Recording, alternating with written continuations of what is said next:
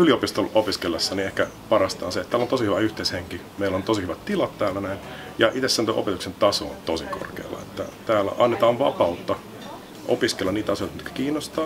Pääsee toteuttamaan niitä asioita, mitkä oikeasti on niin itsellä lähellä sydäntä. Mutta samalla se koulutuksen taso ja ne työkalut, mitkä sulle annetaan opinnoissa, niin ne on ihan ensiluokkaisia.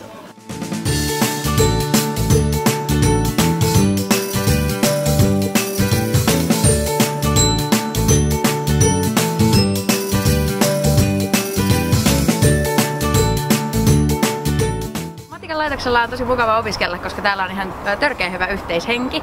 Täällä on, aina kun tulee laitokselle, niin täällä on paljon kavereita ja kaikki auttaa toisiaan. Ihan sama, miltä vuosikurssilta on. Jag måste helt hålla med Senni. Jag tycker att det är en fantastisk sammanhållning här på universitetet, speciellt inom svenskspråkiga, men också har jag märkt att när man far in i finskspråkiga kretsarna så kommer man jättelätt in i dem också. Täällä on pajaopetusta ja ratkomoa sun muuta, että laskeminen on tehty kyllä erittäin helpoksi.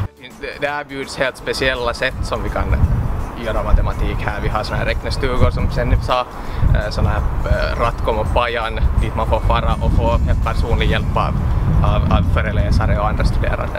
Det känns bra.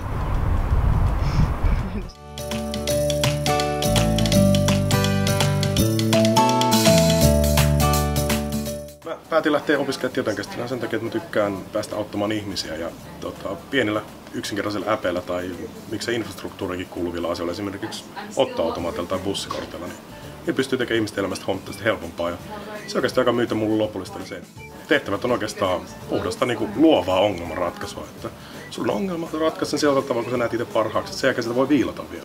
Ja se antaa hirveän vapauden siihen ja pääsee toteuttamaan sen samalla tavalla, kun tekee oikeasti ihan hyödyllistäkin hommaa, joka auttaa sitä yhteiskuntaa. Tämä on vähän niin kuin sellaista sähköistä hyvän tekemistä ihmiskunnalle.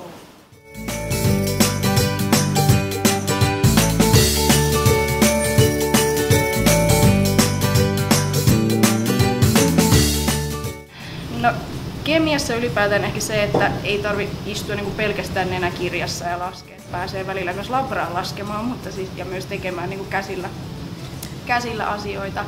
Ja sitten ehkä semmoinen tietty käytännönläheisyys kuitenkin, että sitten ollaan niin kuin kemian opetuksen kursseilla ja sitten tuolla opettajan koulutuslaitoksella, kun pääsee harjoittelemaan ja musta, että on tosi kiva, että saa tehdä sellaista oikeaa opettajan hommaa siinä opiskeluohjeessa.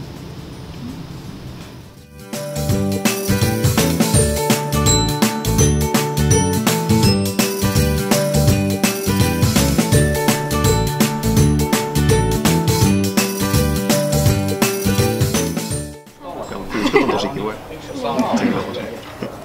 Opinnoissa parasta kyllä on ehkä kanssaopiskelijat. Niin paljon samanhenkistä porukkaa.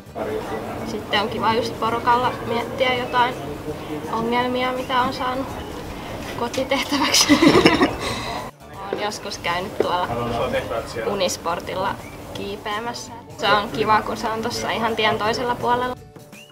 Olen töissä tuolla ilmakehätieteiden osastolla ja siellä meillä on tosiaan tuolla Hyytiälän metsäasemalla tosi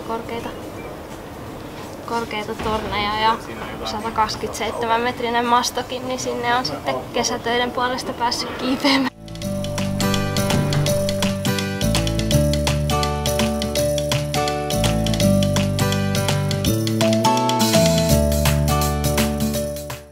Mun suosikki paikan nimi on Titikaka. Titikakajärvi on täällä. Maantieteen opinnoissa parasta on ehkä se, että siitä voi tehdä niin oman näköisen. Että jos ei kiinnosta kivet, niin sit voi keskittyä vaikka kaupunkiin. Jotenkin se, että kartan avulla voidaan konkretisoida sit niitä asioita, mitä me täällä käsitellään, niin se jotenkin tuo tähän ainutlaatuisen lisän. Karttoja dikkaan tosi paljon.